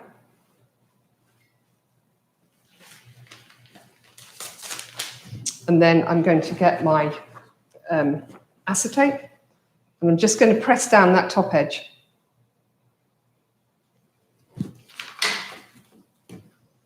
And then you could go straight back into the bowl, but because I'm just going to show you this, take all my stickers out of the way. So I'm going to get the scraper, and I want to really hold that tight, and then I want to pull down. So you see what I'm doing is I'm pushing that chocolate. My thumb on the scraper is actually, my hands are shaking because I'm putting a lot of pressure on there. And then I'm going all the way to the end. And that's it. And then any of that excess, we're going to scrape off. But again, if we were doing lots of this, we would be doing it straight back into the tank, because you want to be able to use that to do your next mold. And that's it. We then leave them for at least half an hour actually in the fridge, because when you've got a transfer sheet on there, you need to leave it on there for at least half an hour for it to be able to stick to that chocolate.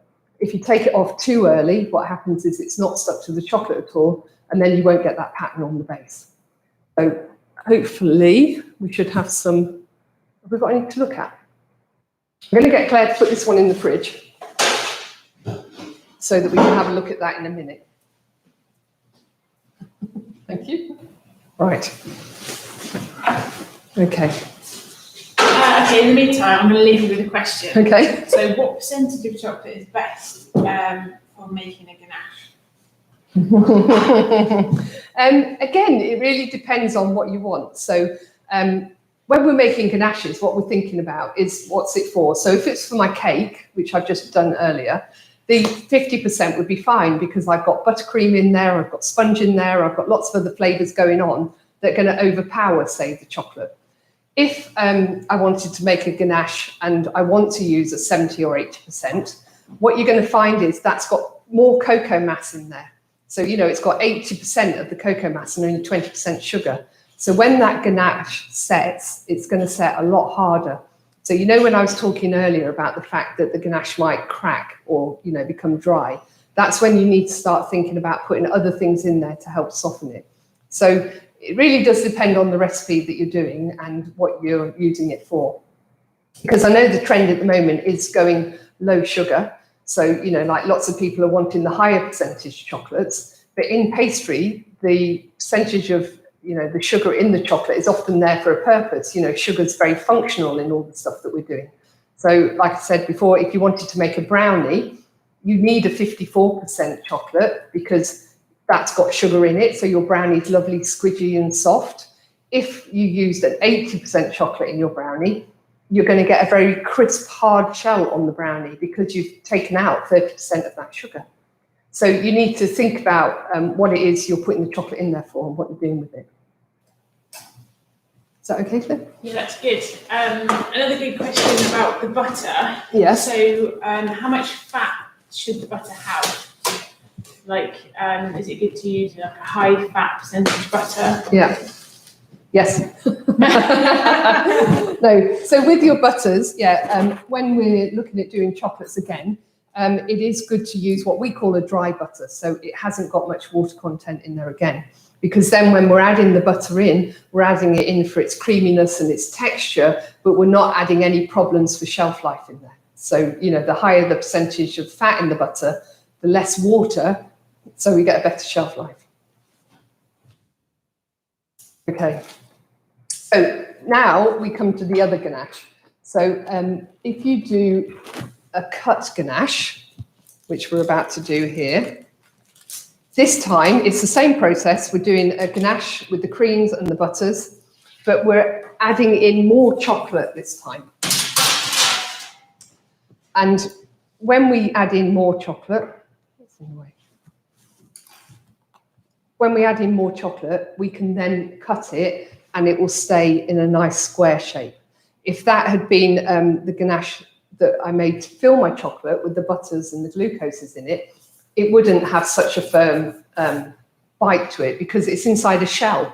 So we actually want it, when we bite into that shell, we want that nice creamy texture in there. We don't want something that's really hard. But if we're going to do the hand-dipped chocolates, we do need a better structure in our ganache so that we can actually cut them and get those lovely straight edges. And it is really important then, if you can, to do a tempered ganache as well, so that you get a really good mix in there. Because we often teach classes, and on workshop 1, we do these ganaches. And honestly, we know the recipe works. We've got it hundreds of times. But just the process of not doing the process recipe can split the recipe. If you don't get that really good emulsification, you don't get that good structure in your ganache. So again, when we come to cut it the next day, it doesn't cut.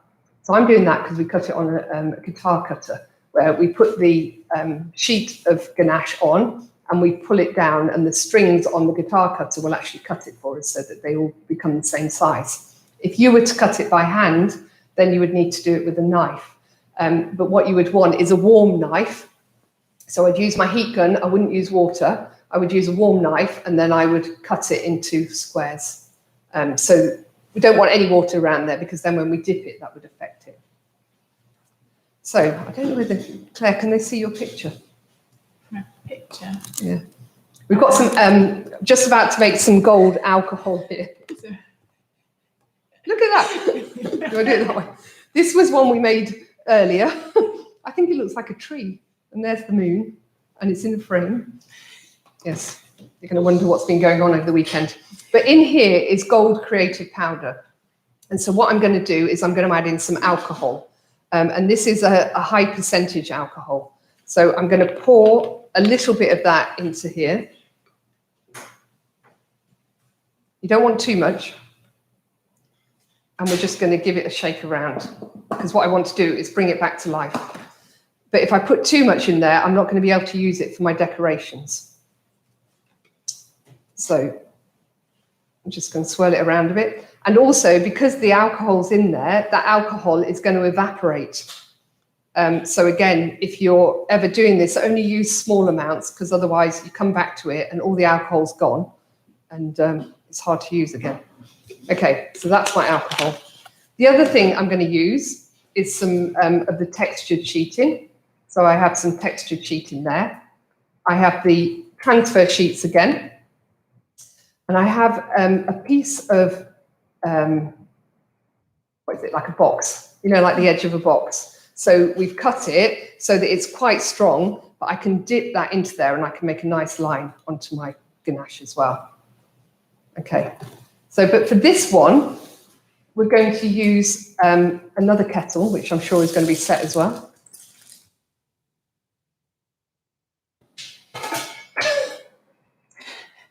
New fresh. Yes. I'm going to get Claire to get me some fresh one. Can you put it back on to me? Yes. And we had a question about, like, so when we're doing the cut ganache, do you like reduce the cream, and by how much? And I'll let you talk about that. So yeah, we do reduce the cream, and we add more chocolate and more butter to it. But again, when you see the recipe, when you get it later on, you'll see that it's got a much higher chocolate content in there. And then cut ganaches, again, there's hundreds of different recipes for cut ganache, and it depends on the other ingredients that you're putting in there, because we might do a passion fruit and chocolate ganache. So then we've got some passion fruit puree, some cream, and some chocolate. So it depends. And then depending on the shelf lives that you're looking for as well, we might use different sugars. So you might get a glucose in there, or an invert sugar, or a dextrose. And so you wonder why all these ingredients are in there, and do you need to do them? And basically, yes, they're there for a reason. So the invert sugar we can change. If you haven't got invert sugar, we could use a natural honey, because that's like a natural invert. But you can't, you want them for different reasons, and they've got different sweetnesses as well. So we say sucrose is 1, it's 100%, but then we might get some sugars that are 125%, so they're sweeter than sugar, or you might get something that's 50%, it's not as sweet as sugar. So again, when you're making up these recipes, you're playing around with the different sugars to give you different tastes and textures. So we're going to use as well, we're going to use some different things for decorating. So I've just got a nozzle here, a normal circle nozzle, and I've got a star nozzle there. And that's going to be used to do my decorations. And Claire's bringing my chocolate in right on time. Thank you. And when we do the chocolate, we want to do it or have it right up to the top of the bowl. Whatever bowl you're using, make sure it comes up as high as possible. Because when you're dipping, you want to be able to dip on top. You don't want to be having to go right inside the bowl. It's really difficult to do then. The other thing you want is that fork at the moment is cold. And if I put my chocolate on there and dipped it in, it would stick to the fork. So I want to make sure my fork is a little bit warm.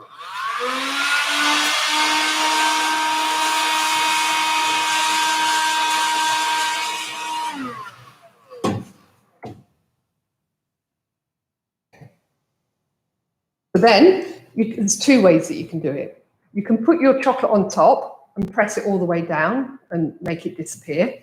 Or you can put your chocolate on top and you can flip it. So I'm going to do both of those in a second. Just let that cool down a bit. Okay, we're going to go for the top view, Claire. Right, okay, so the first way, you can place it in and, you know, just cover it and let it disappear. And then when you take it out, try and take it out on the edge of the fork. You don't want it all the way down here. And then we're going to dip, dip, dip on top of that chocolate. And what that's doing is it's pulling off any excess because you've got all that weight of chocolate underneath. And then you're going to bring it across to the side. And I'm just wondering where you can see. Normally, I'm going... Yeah. So, ooh, that wasn't good. It's working out where I was going. Let me do it again. It's opposite. I'm looking at everything backwards to what you can see. Sorry, you get there now. Okay. So you want to go down, and then you want to just put the tip of the chocolate down, and then you want to pull away from it. And then you just take out your fork so that you get it nice and straight. So if you go to the overhead again, I'll do one more. Like that. So we're dipping. And then we're coming across to the side, taking off the excess. And then we're going down onto the paper.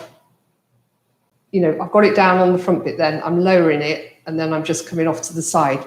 Because you see that first one where it fell over, I've got that really big foot on there, which we don't want. We want it nice and clean.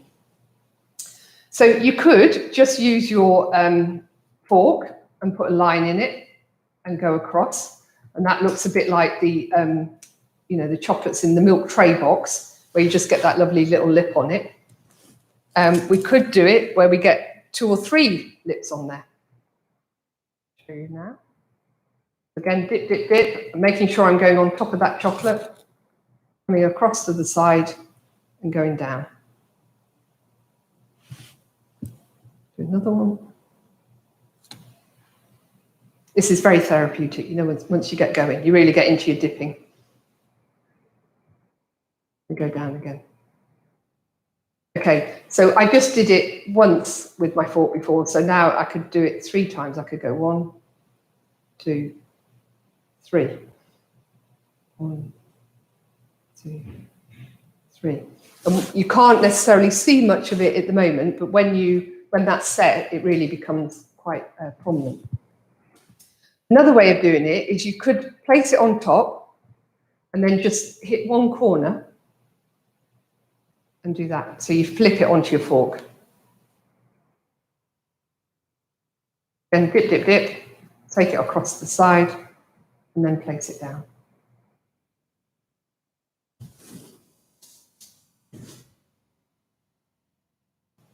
Has anyone tried dipping yet? It is quite an art to get right. So these 2, I've just dipped and put it down. And this time, I'm going to add on the texture sheet.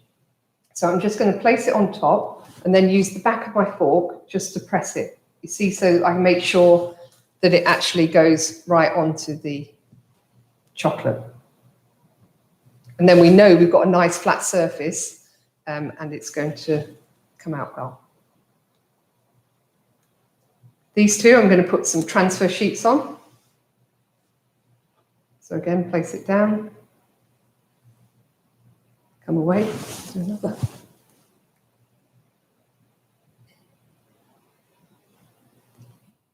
When you do dip, you start to get bubbles on the surface of your chocolate.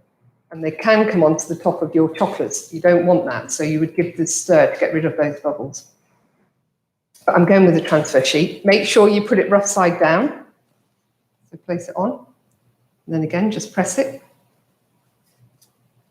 So you see, just from one slab of ganache, you can get all sorts of different designs and textures to go in your chocolate box. So this time, I'm going to use my alcohol, which is disappearing in front of my eyes. I can see it going. So dip, dip, dip again. Come across.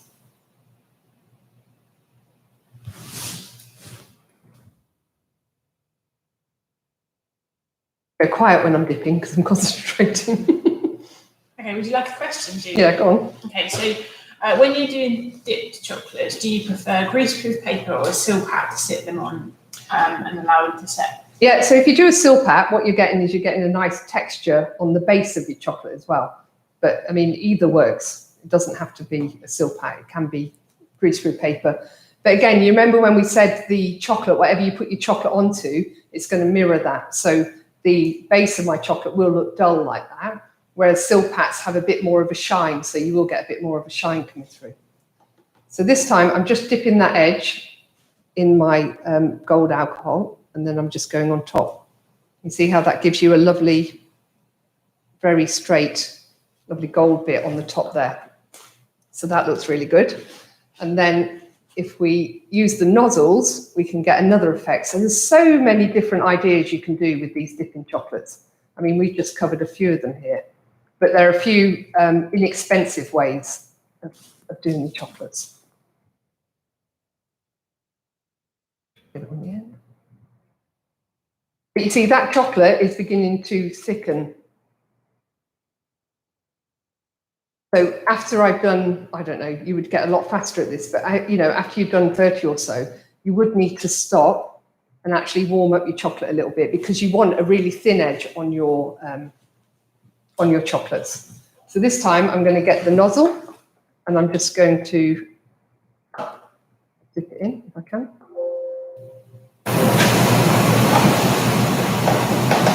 Just so I get a round edge on there, and then just go straight into it. See how quickly that alcohol evaporates though? I'm going to have to put some more in soon. There you go. And so you get some lovely different effects. I'll just tidy these away. Now, we've got some beautiful ones. I can't say that I did them. These are ones that Claire made on Friday. So you can see, look at that. They're really beautiful. So we've got the transfer sheet that I just used, which gives a great effect. The structure sheet, look at the shine on that structure sheet. And that's because that structure sheet was really shiny. So therefore, it's taken the shine off the structure sheet. This one was just the gold dip, that hard bit of plastic straight in. And you could have done it the other way as well. We could have had a crisscross. This one was just the star nozzle, the tips. So it looks like the United Nations, Claire. It does. So that's where I've seen it before. Yeah, so that's the very politically correct one. This one, we just used the star nozzle. And then here, this was where we did the 3 prongs of or 3 or 4, just dipping it and pulling it across. And then this one is where we just used the 1. So they look really classy, don't they? And you use hardly any equipment for them. But I do want to show you some of the trays that we use for it. So if you're going to do a ganache, you've got to pour it into something. So we have different things. So the frames that we used for the ganaches we did earlier are these ones. Now, can you see them? Yeah. So these are about 4 millimeters high. And we had these made for us, and they actually work for our recipes. So we went to somebody that can cut food grade acetate, and we told them the size and the shape that we wanted. So that's really good. And it can work out a lot cheaper doing that. These ones are the ones from Chocolate World, and they're great, but they're about 2 millimeter thickness, and you can layer them up as thick as you want your ganache to be. But what's really good is if you want to do multi-layers.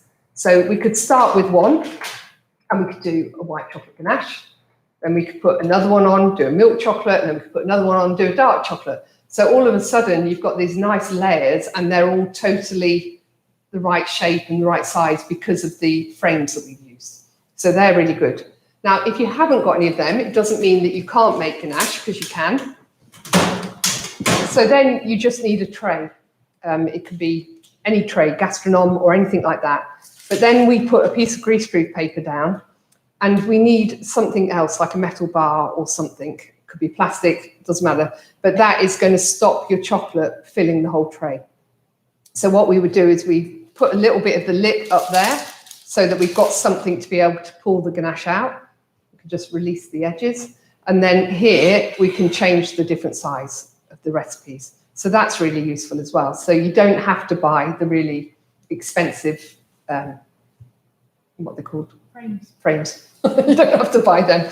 You can just use a tray if you want to. So that's that. So then there's one more kind of truffle, and these are some that you have to make at college as well, is the piped truffles. So we made the ganache earlier, and then that needs to set. But then what we do is we can make different shapes with them. So we've piped some into balls, and we've piped some into longer shapes. So just take the stuff out.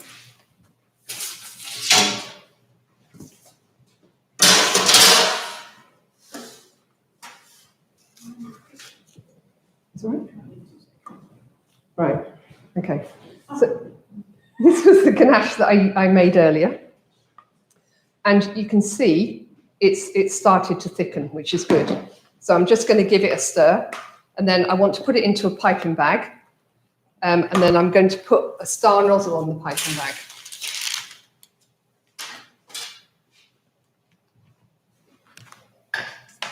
So you can make your own truffles and you can pipe whatever shape that you want. So with this one, like I say, I've got a star nozzle on there. If I just had a plain nozzle, it's going to give me more of a rounded bowl shape. But this is just a little bit interesting. So I put it in. And then what we've made is some little chocolate discs, because you know when I was just hand dipping those chocolates earlier, if it was just the ganache and you had your fork, it's most probably going to go up through the ganache. So you want it on a little base so it's easier for you to dip. Then all we're going to do is just hold it down and pipe up and pull.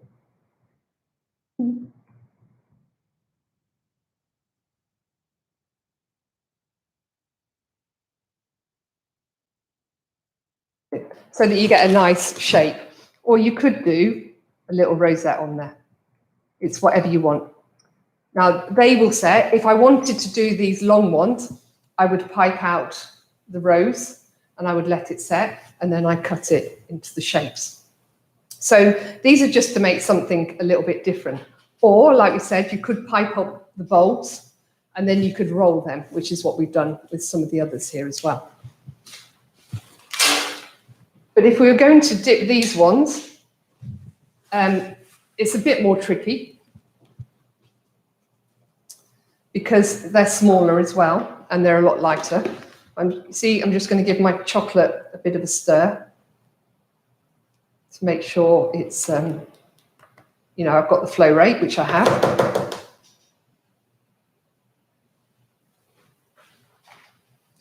Julie, I've got a question. Yep. Can you temper caramelised white chocolate? Yes. Let me just do this. Heat this.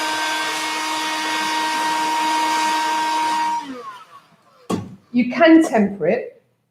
I presume this means the caramelised white chocolate that you would have made yourself in the oven.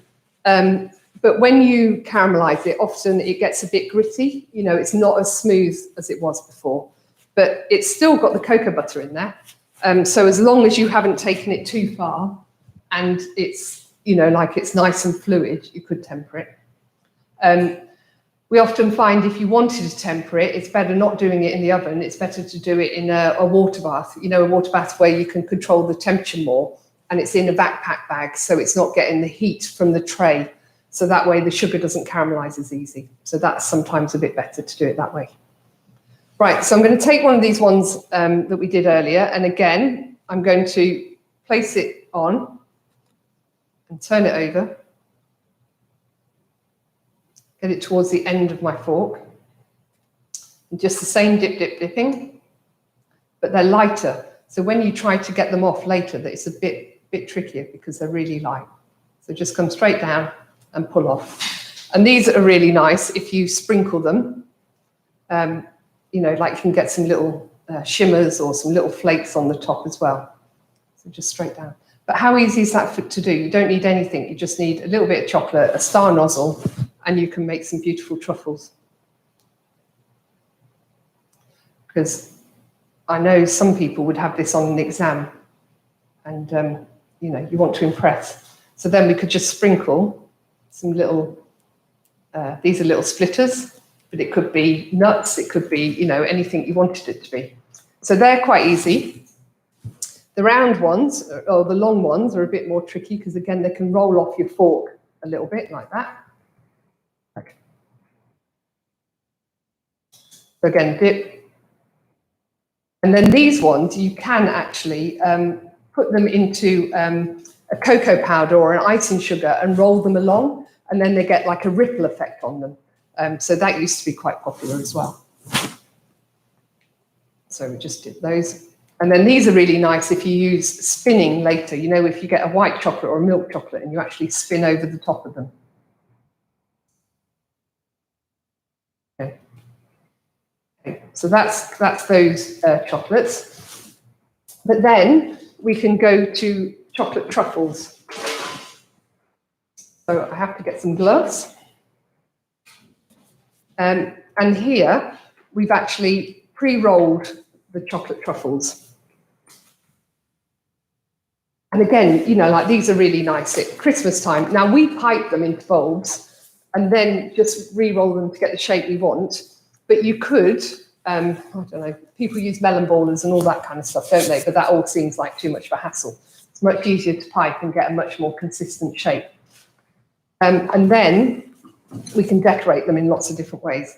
Now this one is when they were first, I'll put it down on there, see whether we can see. We go overhead there? Can't really tell. But this one is when it's first rolled. And then I've done a first roll of chocolate over the top of that one. Because if we just went with one layer of chocolate, it often ends up splitting. So we like to do one layer, one coat, and let it rest for a minute. So some of these are being pre-coated.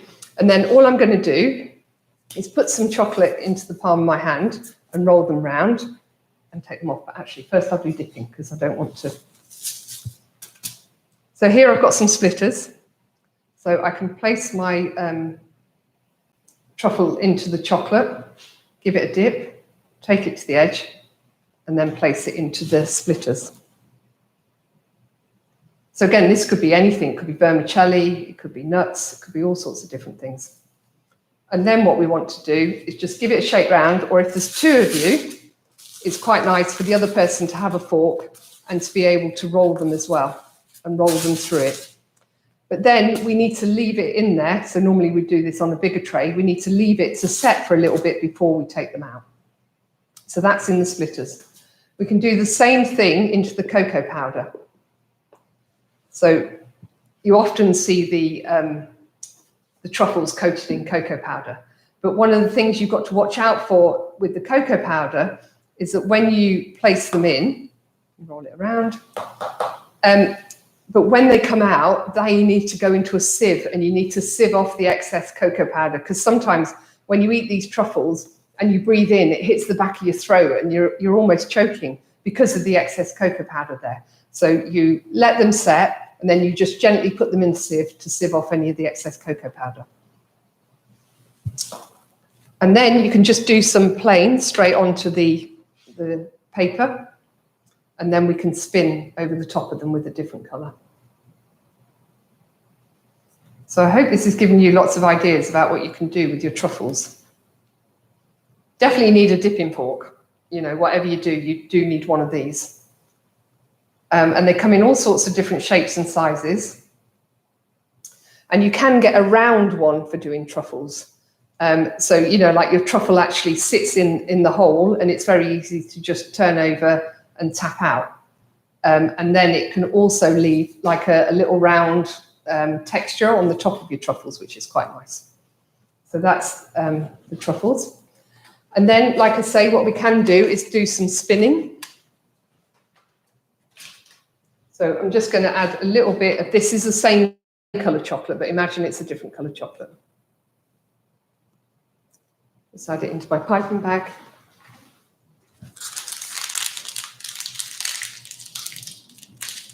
Close it down. And then cut off a tiny bit again. Remember where you're putting the end of your piping bag. You don't want to cut too much off the top. And then when you're spinning anything, you want to go further. You don't want to do that, straight on top, because you end up with all the turnaround bits on your actual truffle. So you want to go further than the truffle. So then you just get the nice straight lines on the top there. And not any of the turnaround bits. So yeah, so that's the truffles. And I'll show you some we've made earlier so you can see the finished effect.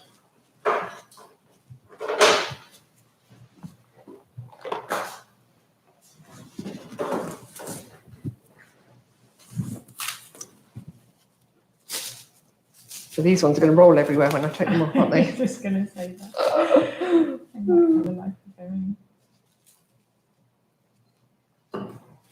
It was a good idea at the time to cling film them, but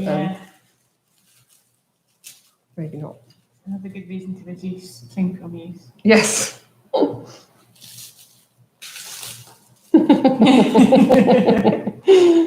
Naughty truffles. Yeah, so there we have our cocoa powder ones, our spinned ones.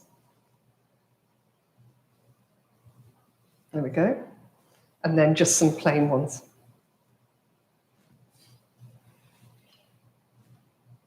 But like you can see, they do have a really nice shine to them. And that's because they have been in the tempered chocolate. So they've been rolled in the tempered chocolate. So that gives you a really nice shine. The splitters just gives you another effect that you can do. And then the plain ones, I think they look really nice. They look really classy. So yeah. So some simple ideas that you can do for tempered chocolates. So have we got any questions, Claire? We've just had a really good question. Is chocolate hygroscopic?